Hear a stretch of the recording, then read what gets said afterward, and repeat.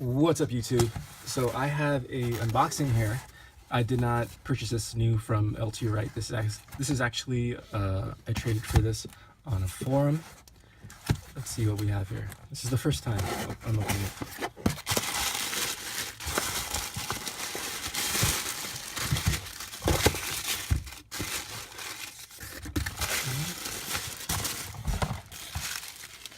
I'm a huge fan of LT Wright. I have the Genesis here, the full flat grind.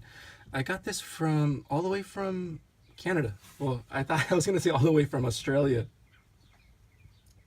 but that was another knife. Well, interesting story actually, how I got this knife. So I traded for a Blind Horse Knives.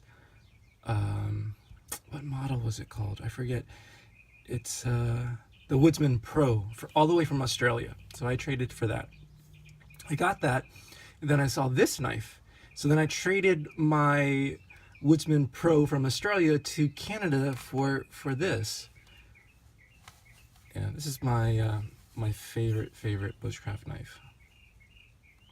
Okay, well, I'm actually gonna leave that there for reference. Okay.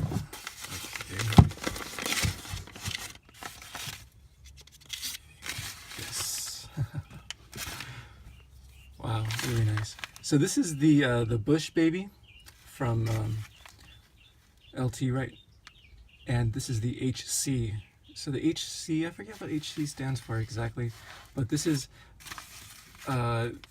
this uses 1075 steel, like Condor. They put a patina on it.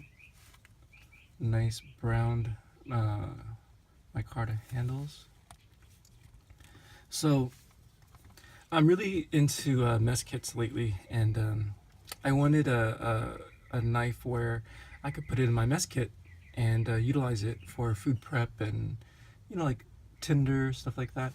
And I was looking at the mini bush lore, and the mini bush lore, for some reason, on Amazon and a lot of sites, the mini bush lore is more expensive than the full-size bush lore, which is strange.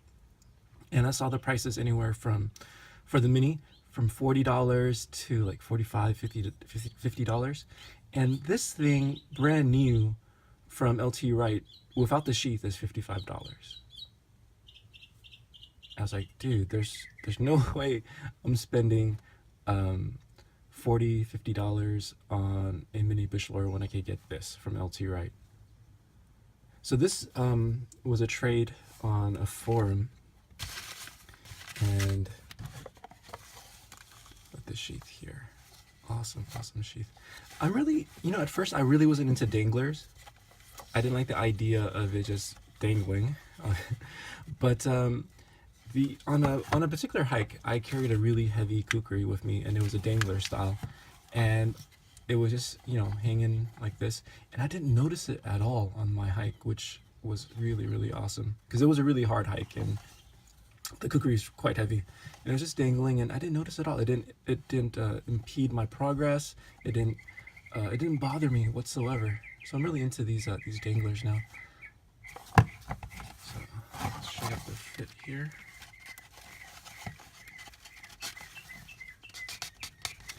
Yeah, this is like brand new. Very nice. Dang it. Okay, so let's check this out here.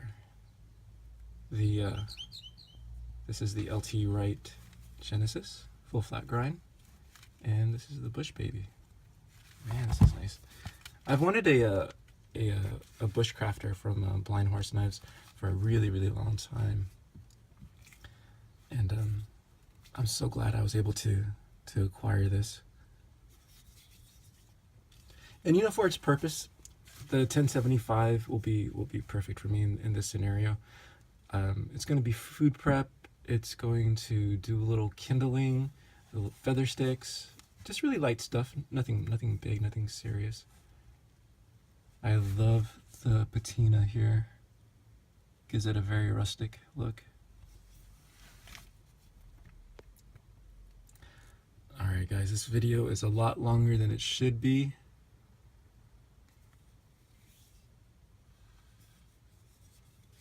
Okay, well that's it guys. I'll see you guys in the next video, alright?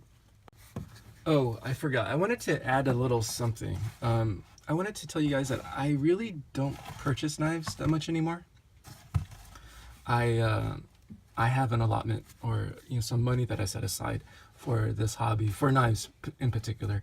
And what I'll do is when you buy a really high quality knife, you can resell it. It doesn't lose its value. If anything, I'll buy a used knife. And usually, the seller will tell you the condition. They'll tell you, well, for example, things that you want to look for is, does it still have the original edge? Okay, that's really important, because if they sharpened it, a bunch of times, they may have not put the best particular like angle on the edge.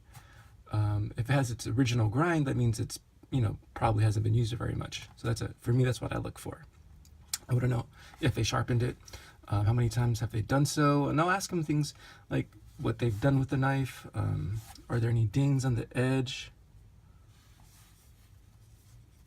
But yeah, so basically, I think that's a really good tip, in my opinion, is to buy used knives, and then once you've used it and you want another knife, just trade it. Just lightly use it, right? And then trade it for another knife, especially if you want to review knives. I think that's the best way to do it, is to get it used, evaluate it, and then trade it or sell it and get another knife in return. You don't want to collect knives, because I did something kind of dumb. So I loved 𝑚𝑎𝑧𝑜𝑛, and like a lot of people, and I just have a ton of 𝑚𝑎𝑧𝑜𝑛s that I barely use. And I think, in hindsight, instead of spending all that money on a bunch of 𝑚𝑎𝑧𝑜𝑛s, I would have just taken all that money and just buy one really nice knife. That's another thing. Because sometimes our budget is limited, and we'll have 20 bucks every couple of weeks, right? So then we want to use it right away, and we'll buy it more because that's $20. What can you buy with $20? But I think it's good just to save it all up, and at the end of the year, you go get yourself maybe a used LT Wright Genesis. Okay, well that's just my tip. I don't know if you guys think it makes sense to you, but I just wanted to share. Okay guys, I'll see you guys in the next video.